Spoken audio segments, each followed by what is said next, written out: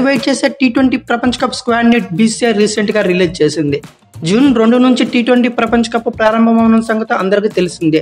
ఈ mega tourney కోసం అజిత్ అగార్కర్ నేతృత్వంలోని సెలక్షన్ కమిటీ భారత్ జట్టును ఎంపిక చేసింది. కెప్టెన్ గా రోహిత్ శర్మ, వైస్ కెప్టెన్ గా హార్దిక్ పాండ్యా అందరూ ఊహించినట్లే వాళ్లే కొనసాగనున్నారు. ఈసారి టీ20 ప్రపంచ కప్ యుఎస్ఏ, వెస్టిండీస్ సంయుక్తంగా ఆతిథ్యం ఇస్తున్న సంగతి అందరికీ తెలిసిందే. భారత్ తన తొలి మ్యాచ్ ని జూన్ 5న ఐర్లాండ్ తో ఆడుతుంది. తొలి మ్యాచ్లో ఆతిథ్య అమెరికాతో కెనడాగానే ఢీకొట్టనుంది. గ్రూప్ ఏలో ఉన్న భారత్, పాకిస్తాన్ జట్లు న్యూయార్క్ వేదికగా జూన్ 9న తలపడనున్నాయి. అయితే ఈ టీ20 సిరీస్లో మొత్తం 20 జట్లు తలపడనున్నాయి. అమెరికాలో 3 వేదికలుగాను, వెస్టిండీస్లో కలిపి 6 వేదికలు, మొత్తంగా 9 వేదికల్లో 55 మ్యాచ్లు జరగనున్నాయి. ఫైనల్ మ్యాచ్ జూన్ 29న జరుగుతుంది. ఇక అయితే రిషబ్ పంత్, యజువేంద్ర చహల్ ప్రపంచ కప్ రీఎంట్రీ ఇవ్వనున్నారు. అయితే పంత్ 2022 డిసెంబర్లో చివరిలో రోడ్డు ప్రమాదంలో గాయపడి 14 నెలల పాటు ఆటకు దూరమైన సంగతి అందరికీ తెలిసిందే. ఈ ఐపీఎల్ సీజన్తో పునరాగమనం చేసిన అతడు ఇప్పుడు టీమిండియా తరపున రీఎంట్రీ ఇవ్వనున్నాడు. ఐపీఎల్లో పంత్ బ్యాటర్గా, వికెట్ కీపర్గా అదరగొట్టేస్తున్న సంగతి అందరికీ తెలిసిందే. దీంతో అతన్ని సెలెక్టర్లు ప్రపంచ కప్కి ఎంపిక చేసినట్లు కూడా తెలుస్తుంది. ఇప్పటి వరకు రిషబ్ పంత్ 11 మ్యాచ్లు ఆడి ఐపీఎల్లో గాను ఆల్మోస్ట్ 160 స్ట్రైక్ రేట్తో, అంటే 158.57 స్ట్రైక్ రేట్తో 398 పరుగులు చేశాడు. అంటే ఆల్మోస్ట్ 400 పరుగుల దాకా చేసుకొచ్చాడు. వికెట్లు వెనక చురుగ్గా కీపింగ్ చేయడంతో పాటు 11 క్యాచ్లు పట్టాడు, 3 స్టంపింగ్లు చేశాడు. సో ఇతని పెర్ఫార్మెన్స్ చూసి ఇతన్ని ఎంపిక చేసినట్లు తెలుస్తుంది. అలాగే లెగ్ స్పిన్నర్ యజువేంద్ర చహల్ చాలా రోజుల తర్వాత భారత్ జట్టులోకి వస్తున్నాడని చెప్పుకోవాలి. ఆసియా కప్ 2023లో వన్డే ప్రపంచ కప్నకు సెలెక్టర్లు అతన్ని ఎంపిక చేయలేదు.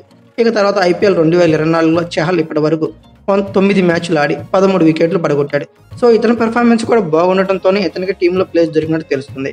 ఇక ఈ ఐపీఎల్ సీజన్లో రాణిస్తున్న జట్టు కూర్పులో భాగంగా కేఎల్ రాహుల్కి నిరాశే ఎదురైందని చెప్పుకోవాలి. వికెట్ కీపర్, బ్యాటర్గా రిషబ్ పంత్తో పాటు సంజు శాంసన్, కేఎల్ రాహుల్ పోటీలో పడ్డారు.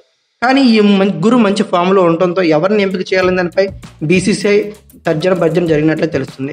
చివరికి సెలెక్టర్లు పంత్, శాంసన్ల వైపు మొగ్గు చూపారు. అయితే ఇప్పటికే భారత్ తరపున ఆడిన తిలక్ వర్మ, ముఖేష్ కుమార్లకు కూడా మరోసారి నిరాశ మిగిలింది.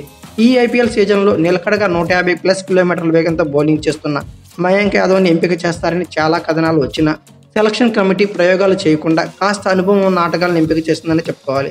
ఇక అయితే ఓవరాల్గా జూన్ నుండి స్టార్ట్ అయ్యే టీ20 ప్రపంచ కప్ 2024 గాను భారత్ జట్టును ప్రవేశిస్తే రోహిత్ శర్మ, యశస్వి జైస్వాల్, విరాట్ కోహ్లీ, సూర్యకుమార్ యాదవ్, రిషబ్ పంత్, సంజు శాంసన్, హార్దిక్ పాండ్యా, శివం దుబే, రవీంద్ర జడేజా, అక్షర్ పటేల్, కుల్దీప్ యాదవ్, యజువేంద్ర చహల్, హర్షదీప్ సింగ్, జస్మిత్ బుమ్రా, మొహమ్మద్ సిరాజ్ ఇలా ఉన్నారు.